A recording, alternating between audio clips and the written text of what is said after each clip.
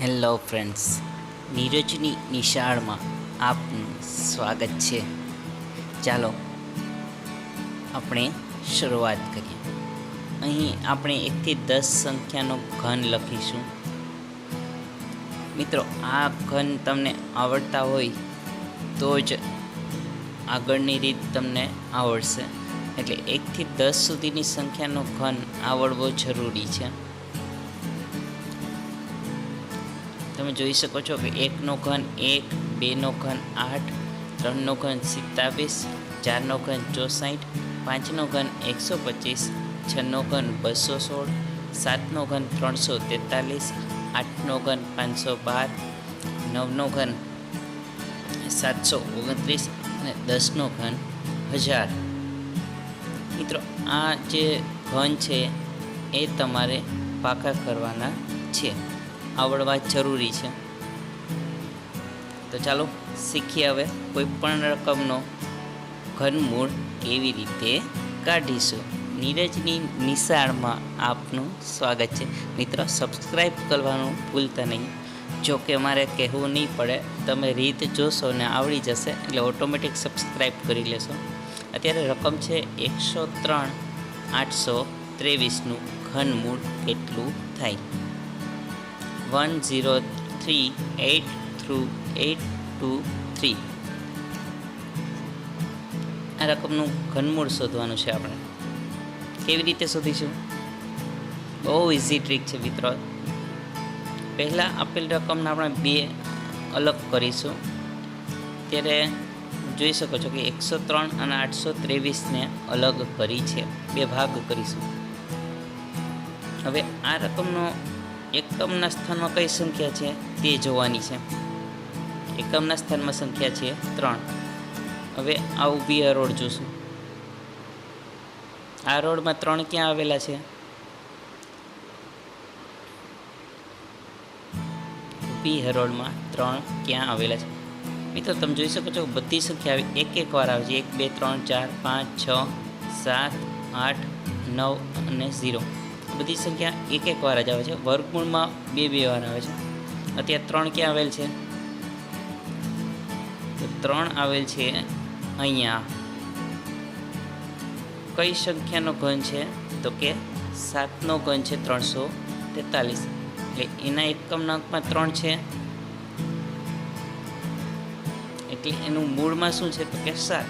તો આપણે અહીંયા લખીશું 7. હવે જોવાનું છે કે 103 ઊભી હરોળમાંથી કઈ 2 સંખ્યાની વચ્ચે આવે છે?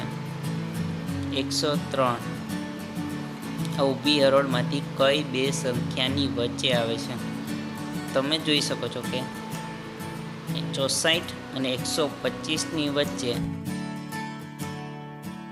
4ના ઘન અને 5ના ઘનની વચ્ચે, 4ના ઘન અને 5ના ઘનની વચ્ચે 103 આવેલા છે. 4 અને 5 બંને સંખ્યામાંથી નાનું કોણ? 4 અને 5 બંને સંખ્યામાંથી નાનું 4. આપણે લખીશું 4. આ મળી ગયો આપણે જવાબ 47. છે ને ઇઝી? નીરજની નિશાળમાં આપનું સ્વાગત છે. સબસ્ક્રાઈબ કરવાનું ભૂલતા નહીં મિત્રો. ચાલો બીજી સંખ્યા જોઈએ.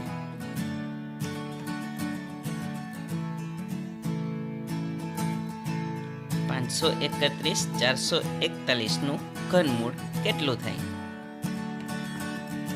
તમને ખબર છે શું કરવાનું છે? પહેલા 2 ભાગ કરીશું. હવે શું કરવાનું મિત્રો? એકમની સંખ્યા જોવાની. એકમની સંખ્યામાં શું છે? 1. અહીંયા 1 ક્યાં આવેલા છે? 1 છે અહીંયા. કઈ સંખ્યાનું ઘનમૂળ છે? તો કે 1નું.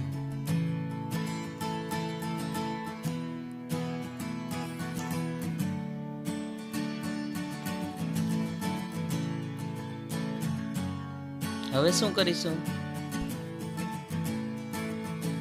531 ઊભી હરોળમાં ક્યાં આવેલા છે? તો કે 512 અને 729ની વચ્ચે. 512 729.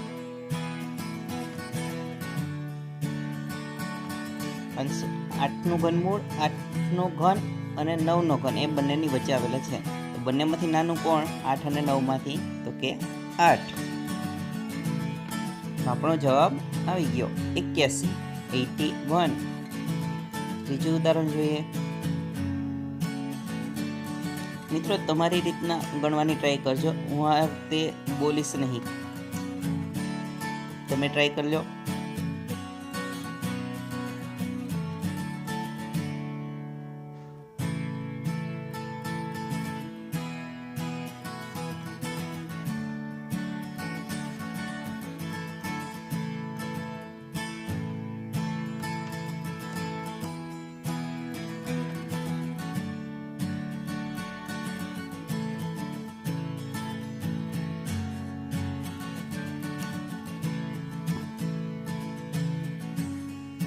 આવડી ગયું ને? સરસ. ચાલો વધુ એક ઉદાહરણ લઈએ.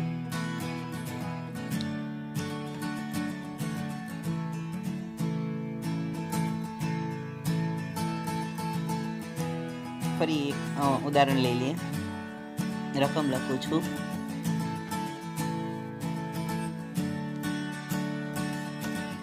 $884 736 નું ઘનમૂળ કેટલું થાય? પહેલા બે ભાગ કરીશું. એકમ અંકમાં સંખ્યા કઈ છે તે જોઈશું. એ સંખ્યાના મૂળમાં શું છે? 6, એટલે 6 લખીશું. 884 કઈ બે સંખ્યાની વચ્ચે આવે? તો કે 729 અને 1000, એટલે કે 9ના ઘન અને 10ના ઘનની વચ્ચે 884 આવે. બંનેમાંથી નાનું કોણ? 9 અને 10 માંથી? તો કે 9 છે ને? ઈઝી.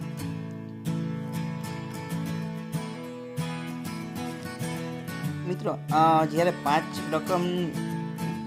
આંકડાની રકમ આપેલી હોય ત્યારે શું કરીશું? તો ત્યારે કેવી રીતના ભાગ પાડવા એ જોઈએ.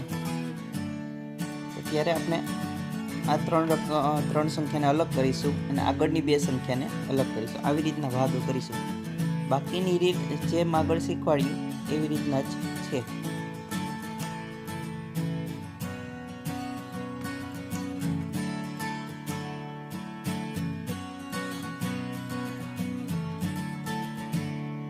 શું આવશે? 3 અને 35.